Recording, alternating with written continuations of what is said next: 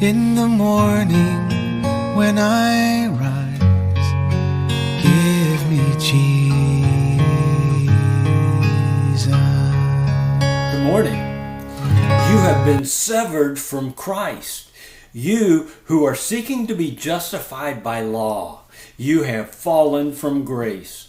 I have heard the conversation so many times that is to lose your salvation, and it's not. What Paul's saying here is you cannot operate in the flesh, try to be righteous by following the rules, and at the same time follow Jesus. You can follow the rules or you can follow Jesus, one or the other. If you try to do both, then you're accomplishing neither one.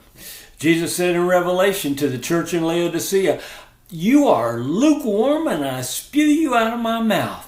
What he's saying is, you're cold trying to do it by yourself, and you're hot walking with me. And I wish you were one or the other, because if you were cold, then you would know you're not making it and you would turn to me. That's what the law's all about.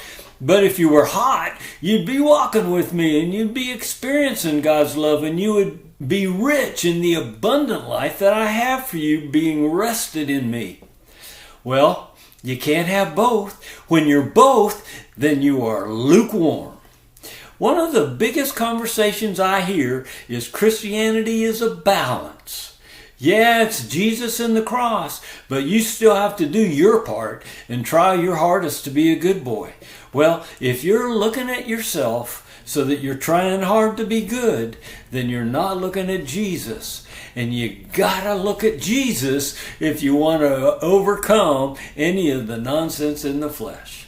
That's what Paul's been saying. But there are people coming in and teaching a perverted doctrine.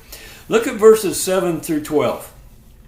You were running well. Who hindered you from obeying the truth? You guys were doing so good when you were following Jesus. Now these guys have sneaked in, told you to behave, and so now you're looking at yourselves. What happened to you guys? You were doing so well. Verse 8. This persuasion did not come from God, who called you. No, this being good enough to follow the law in order to please God is not from God. A little leaven leavens the whole lump. Don't you let that false teaching come into your heart. If you do, then you will be perverted in your walk, and you will pervert others in their walk. Okay, so we hear that perversion from the pulpit too many times. The preacher will often tell you, absolutely, we trust in Jesus for salvation. But then once you're saved, he'll say, okay, now you got to look like a good Christian. You got to quit this and you got to start doing that. See, that's the mixture. He'll call it balance, but it's mixture, and it makes you lukewarm. Verse 10, I have confidence in you in the Lord. Did you hear that? Confidence in you in the Lord. Oh, if you're spending time with God, then you're not hearing the perversion. You're hearing the true gospel.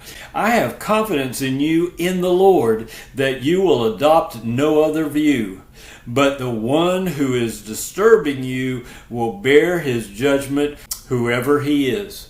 See, whoever would teach something of mixture, whoever would teach anything but the true gospel, they are missing out on the abundant life that God has. They will feel guilty, and see, that will separate them from Christ because they'll feel like they're not worthy. They will fall from grace because they don't feel like they're worthy of the love and grace of God. That's the judgment that comes. It's judgment that they put on themselves by knowing that they're guilty of not following the law as good as they could. They never will. And so guilt is all you're ever going to get. But I, brethren, if I still preach circumcision, why am I still persecuted? Well, I'm persecuted because I'm not preaching circumcision. If I was, then I wouldn't be persecuted, because then the stumbling block of the cross would have been abolished. See, if I'm going to preach, you can be good enough on your own, then Jesus didn't need to die. And so it abolishes the stumbling block of the cross.